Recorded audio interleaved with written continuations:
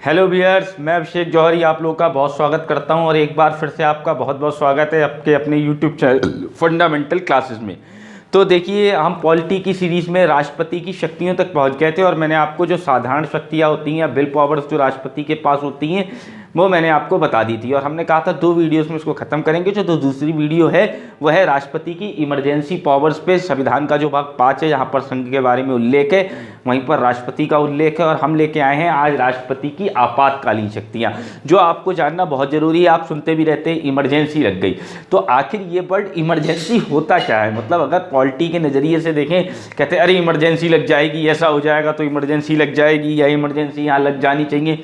तो इमरजेंसी क्या क्या होती हैं और कैसे कैसे लग सकती हैं और कितने टाइम के लिए लगती हैं, तो चलिए आज वो सभी बातों को हम देखते हैं। तो देखिए, जैसे कि मैंने बताया है, जो 3 आर्टिकल है वो इमरजेंसी से रिलेटेड है। मेन 352, 356 और 360।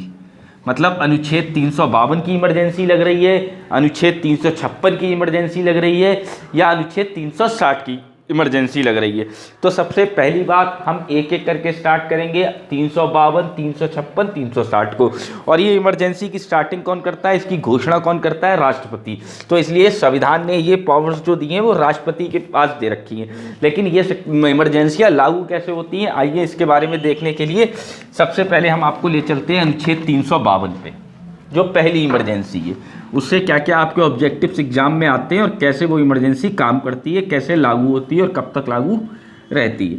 देखिए, अनुच्छेद 352 की जो इमरजेंसी होती है वो लगती है युद्ध या बाह्य आक्रमण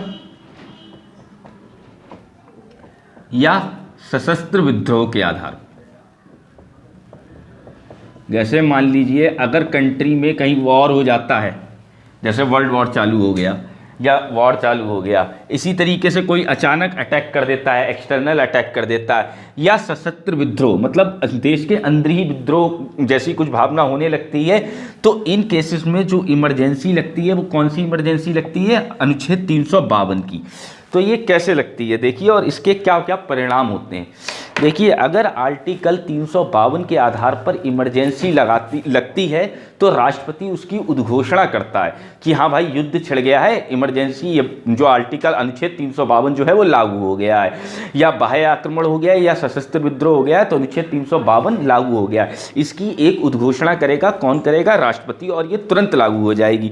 लेकिन लागू होने के बाद होता क्या है इसमें, ये आगे कब तक लागू रह पाएगी। एक्चुअली ऐसा होता है कि कोई भी इमरजेंसी लगाने के लिए केंद्रीय जो सेंट्रल गवर्नमेंट होती है उसके परामर्श से ही राष्ट्रपति किसी इमरजेंसी को लगाता है। लेकिन यहाँ पर एक चीज़ ये ध्यान रखना है कि जो यहाँ पर केंद्रीय परामर्श होना चाहिए वो लिखित रूप में या रिटन डॉक्यूमेंट में राष्ट्रपति के पास जाता है कि देश के अंदर ऐसे ऐसे हालात हैं और इस वजह से हमें अनुच्छेद 352 को लागू करना चाहिए। ठीक है, राष्ट्रपति उसको लागू करता है। लेकिन जो संसद है, ये इमरजेंसी राष्ट्रपति के आदेश के बाद आगे तभी लागू रह पाएगी 1 महीने के बाद, वो वरना आदेश कैंसिल हो जाएगा। 1 माह के भीतर संसद के दोनों सदनों में, संसद के दोनों सदनों का मतलब दोनों हाउस में लोकसभा और राज्यसभा में ये जो विधेयक है, जो अनुच्छेद 352 को लागू करने का जो प्रस्ताव लाया जा रहा है वो 2/3 बहुमत से अलग अलग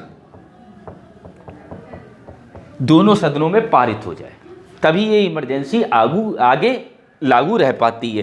कि जैसे कि राष्ट्रपति को उन्होंने लिखित डॉक्यूमेंट दे दिया, राष्ट्रपति ने इमरजेंसी को लगा दिया, लेकिन 1 महीने के बाद ये इमरजेंसी तभी लागू रह पाएगी जब संसद के दोनों सदनों में उस इमरजेंसी का प्रस्ताव 2/3 बहुमत से अलग अलग पारित हो जाए। ये पारित होने के बाद ये जो इमरजेंसी है वो 6 महीने तक लागू रहती है, 6 माह तक लागू रह सकती है नॉर्मली। लेकिन इसी प्रक्रिया द्वारा अगर लगता है कि हालात अभी भी नहीं सुधरे हैं तो इसी प्रक्रिया द्वारा इस इमरजेंसी को असीमित अवधि के लिए या अनलिमिटेड टाइम के लिए बढ़ाया जा सकता है। ठीक है, तो यहाँ से आप समझ गए अनुच्छेद 52 में कौन सी इमरजेंसी होती है, कैसे लागू होती है। अब देखिए इस इमरजेंसी का प्रभाव क्या होता है। जब अनुच्छेद 352 के आधार पर इमरजेंसी लग जाती है तो जो हमारी संघात्मक व्यवस्था है, भारत की यूनियन व्यवस्था है, वो एक तरीके से एकात्मक में परिवर्तित हो जाती है। मतलब क्या होता है, जो राज्य सरकारें होती हैं वो केंद्र सरकार के अंडर में काम करने लगती हैं और केंद्र सरकार जो है उनको कोई भी निर्देश जारी कर सकती है कि आपको ऐसा करना है। राज्य सरकारें भंग नहीं होंगी, विधानसभा भंग नहीं होगी, लेकिन क्या होगा कि उनको अंडर में काम करना पड़ेगा। किसके? सेंटर के अंडर में, सेंट्रल गवर्नमेंट के अंडर में काम करना पड़ेगा। तो एक चीज़ तो ये ध्यान रखिए कि भारत की जो संघात्मक व्यवस्था है वो किस में परिवर्तित हो जाएगी? एकात्मक में। मतलब जो यूनिटरी अरेंजमेंट है वो किस में चेंज हो जाएगा? वो जो फेडरल या यूनिटरी अरेंजमेंट है वो सिंगल्टन में चेंज हो जाएगा, मतलब एकात्मक व्यवस्था में चेंज हो जाएगा। और दूसरी बात, इस पर एक क्वेश्चन जब मैं आपको फंडामेंटल राइट बता रहा था तब भी मैंने बताया था कि जब भी कोई इमरजेंसी ये इस आधार पर लगी है तो हमारा जो है अनुच्छेद 20-21 जो मौलिक अधिकार हैं वो कभी स्थगित नहीं होंगे।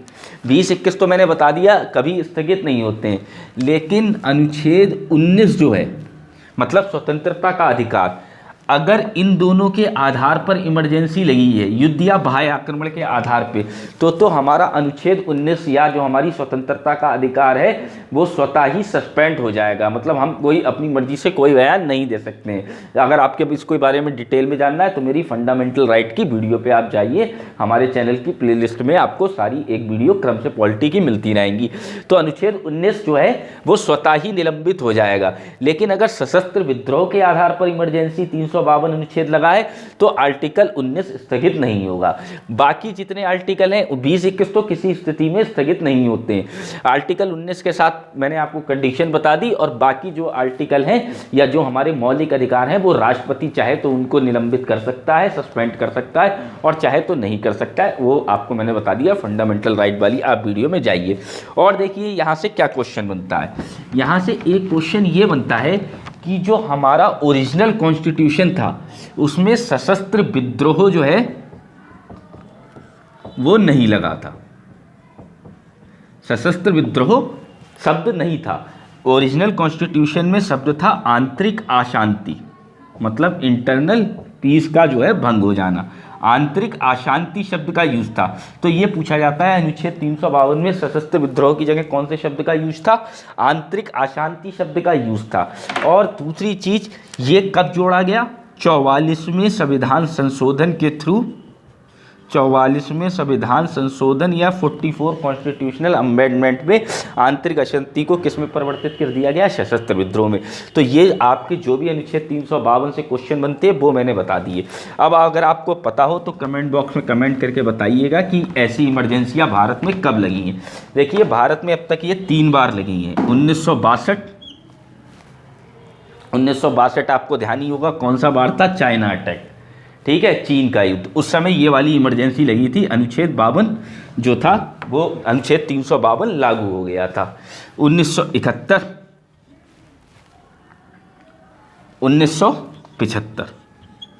1971 में जो बार हुआ था उस समय ये इमरजेंसी लगी थी। पहली बार कब लगी? 352 में। 1971 में जो पाकिस्तान बार हुआ था, और 1975 में इंदिरा गांधी ने लगाई थी आंतरिक अशांति के रूप में। तो उसी वजह से 1978 में आंतरिक अशांति शब्द को हटाकर सशस्त्र विद्रोह कर दिया गया। तो अब तक कितनी बार इस अनुच्छेद का प्रयोग हो चुका है भारत में? तो कितनी बार प्रयोग हो चुका है? 3 बार। 1962, 1971, 1975 ये दोनों बार के केस थे, और ये तीसरा केस था, ये इमरजेंसी लगती थी। अब इससे बाहर आपको जो मैंने बता दिया है, इससे बाहर अनुच्छेद 352 से या राष्ट्रपति की पावर से आपका जो पहला अनुच्छेद है इससे कोई भी क्वेश्चन नहीं छूटने वाला है। अब देखिए, अब ये इमरजेंसी को वापस कैसे लिया जाता है? मतलब कोई चीज़ आपने लागू कर दी तो उसको ख़त्म भी करना होगा ना एक रिटन डॉक्यूमेंट में। तो इतना भी आपको पता होना चाहिए, या तो जो राष्ट्रपति है उसकी एक उद्घोषणा करता है कि हाँ भाई अब हालात सुधार गए हैं और हालात सुधरने की वजह से ये जो है इमरजेंसी ख़त्म करी जा रही है। अगर राष्ट्रपति कहीं बिजी है और उसमें टाइम डिले है, वो इस चीज़ को नहीं कर पा रहा है, तो लोकसभा भी जो है साधारण बहुमत से अगर बिल पास कर प्रस्ताव पास करा लेती है कि अब इसकी ज़रूरत नहीं है, तब वो भी अपने आप ये जो इमरजेंसी है अनुच्छेद 352 जो लागू है वो ख़त्म हो जाएगा। तो मैंने इसके बारे में सारी चीज़ें आपको बता दी। हमारी पूरी कोशिश है आपको सब कुछ बताने की, तो इसलिए ज़्यादा से ज़्यादा हम लोग बहुत लगे हुए हैं आपके साथ प्रयास में। हमारी वीडियोस को लाइक करते रहें, हमारे चैनल को सब्सक्राइब करते रहें, और कमेंट बॉक्स में कमेंट करके आपको कोई डाउट है तो प्रतिक्रिया देते रहें। देखिए अब पता है आर्टिकल 356 क्या है।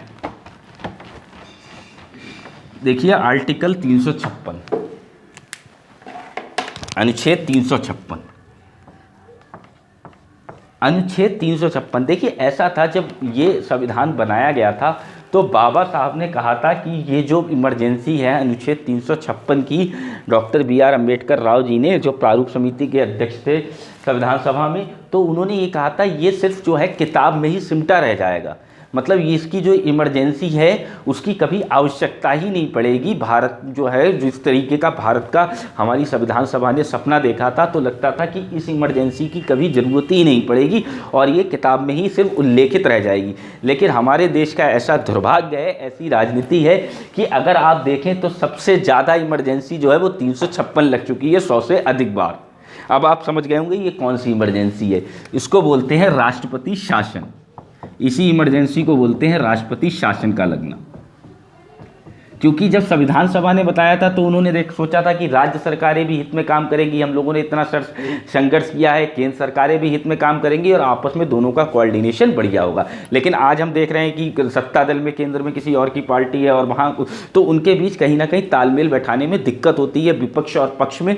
तो इस वजह से कई बार केंद्र को ये लगता है कि उस राज्य में जो है संवैधानिक तंत्र विफल हो गया। ये इमरजेंसी लगती कैसे है, देखिए राष्ट्रपति राज्यपाल से या कि वहाँ से रिपोर्ट मांगता है कि वहाँ की जो व्यवस्था है वो संविधान के अनुसार चल रही है कि नहीं चल रही है, संवैधानिक तंत्र तो विफल नहीं हो रहा है। लेकिन अगर राज्यपाल उसको ये रिपोर्ट दे देता है कि यहाँ का जो संवैधानिक तंत्र है या जो गवर्नमेंट है वो संविधान के हिसाब से नहीं चल रही है, तो राष्ट्रपति एक उद्घोषणा कर देता है और अनुच्छेद 356 को लागू कर देता है। इसी को बोलते हैं राष्ट्रपति शासन। अनुच्छेद 356 को लागू करने से क्या होता है, देखिए 352 में मैंने आपको क्या बताया कि परिसंघात्मक या संघात्मक व्यवस्था एकात्मक में बदल गई, लेकिन राज्य सरकारें भंग नहीं हुई। लेकिन जब आर्टिकल 356 लागू हो जाता है तो राज्य सरकार भंग हो जाती हैं, मतलब जो मुख्यमंत्री है वो मुख्यमंत्री नहीं रहेगा, मतलब विधानसभा पूरी भंग हो गई, कोई एमएलए नहीं रहेगा, कुछ नहीं रहेगा, पूरी विधानसभा क्या होगी, भंग हो जाती है। ये चीज़ ध्यान से पूछी जाती है कि राज्य सरकारें किस में भंग होती है, 352 में नहीं 356 में। तो यहाँ पर 356 में जो होती है राज्य सरकारें भंग हो जाती हैं और पूरा शासन किसके पास चला जाता है, राष्ट्रपति शासन। वो राष्ट्रपति के हाथ में पूरी पावर, एक तरीके से आप समझ लीजिए केंद्र सरकार के हाथ में पूरी पावर चली जाती है। अब देखिए राष्ट्रपति की उद्घोषणा करने के बाद 2 माह बाद, जैसे मैंने आपको बताया, संसद में इस प्रस्ताव को भी पारित करना पड़ेगा। लेकिन इस बार संसद के दोनों सदन अलग अलग इसको साधारण बहुमत से अगर पारित कर देते हैं, अलग अलग साधारण बहुमत से, सिंपल मेजॉरिटी से अगर इसको पारित कर देते हैं तो ये इमरजेंसी लागू हो जाती है 6 माह के लिए।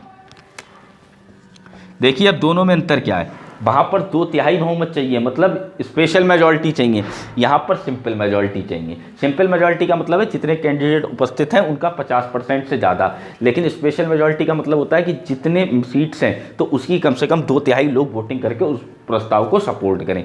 तो ठीक है, संसद के दोनों सदनों द्वारा अलग अलग साधारण बहुमत से अगर ये प्रस्ताव पारित हो जाता है तो ये 6 माह तक इमरजेंसी वैलिड रहती है। अब लेकिन वो इमरजेंसी असीमित अवधि के लिए बढ़ाई जा सकती है, लेकिन ये इमरजेंसी मैक्सिमम 3 वर्ष के लिए राष्ट्रपति शासन जो है वो लगाया जा सकता है। 6 माह बाद आपको फिर से प्रस्ताव लाना होगा, फिर से ये पास कराना होगा प्रस्ताव। तो इस तरीके से होते होते इसको मैक्सिमम कितने टाइम के लिए लागू किया जा सकता है, किसी राज्य में 3 साल के लिए लागू करा जाता है। लेकिन 1 साल के बाद ये इमरजेंसी तभी लागू रह पाती है कि या तो चुनाव आयोग कह देता है कि उस राज्य में अभी चुनाव का होना पॉसिबल नहीं है, या फिर वहाँ पर कोई दूसरी इमरजेंसी लग जाती है, मतलब 352 वाली, तब ये चीज़ जो है वो। लेकिन ये 3 वर्ष से ज़्यादा आप राष्ट्रपति शासन किसी राज्य में नहीं लगा सकते हैं।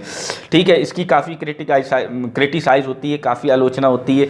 अब देखिए जैसे कि हम जानते ही आए दिन कहीं ना कहीं राष्ट्रपति शासन लगता रहता है। पहले जब अनुच्छेद 370 खत्म नहीं हुआ था तो जम्मू कश्मीर में राष्ट्रपति शासन का भी प्रावधान था और राज्यपाल शासन का भी प्रावधान था, लेकिन अब तो वो सारी बातें खत्म हो गई हैं। अब यहाँ से एक क्वेश्चन ये पूछा जाता है, आपका राष्ट्रपति शासन आप समझ गए, केंद्र सरकार जो है पावर चली जाएगी, राज्य सरकारें भंग हो जाएंगी, कि पहली बार राष्ट्रपति शासन कब लगाया गया था। तो देखिए इसकी स्टार्टिंग, संविधान हमारा बनके तैयार हुआ 1950 में, लेकिन देखिए इसकी स्टार्टिंग हो गई 1951 में ही इस इमरजेंसी का यूज़ कर लिया गया। सबसे पहले 1951 में ये इमरजेंसी लगाई गई थी और कहाँ पर लगाई गई थी, पंजाब में लगाई गई थी। तो ये पूछा जाता है राष्ट्रपति शासन का प्रथम बार प्रयोग कौन सी सन में हुआ, 1951, कहाँ पर लगी, पंजाब में। और पहली बार जब लगी थी वहाँ पर राज्य सरकारें भंग हुई थी, राज्य सरकार भंग हुई थी, तो पूछा जाता है उस समय मुख्यमंत्री कौन थे, तो थे गोपी चंद भार्गव। उस समय पंजाब के मुख्यमंत्री थे गोपी चंद भार्गव। तो ये इमरजेंसी जो है मैंने आपको बता दी। इसी तरीके से राष्ट्रपति घोषणा करेगा और इमरजेंसी वापस ले ली जाएगी। वहाँ पर चाहे तो लोकसभा भी ले सकता है, लेकिन यहाँ पर एक बार राष्ट्रपति को घोषणा करनी पड़ती है कि राष्ट्रपति शासन अब हटाया जा रहा है। ठीक है, अब हम लेके आते हैं तीसरी इमरजेंसी। तो ये भारत में बहुत बार लग चुकी है, सैकड़े से ज़्यादा बार लग चुकी है, वो 3 ही बार लगी है। 360 देखिए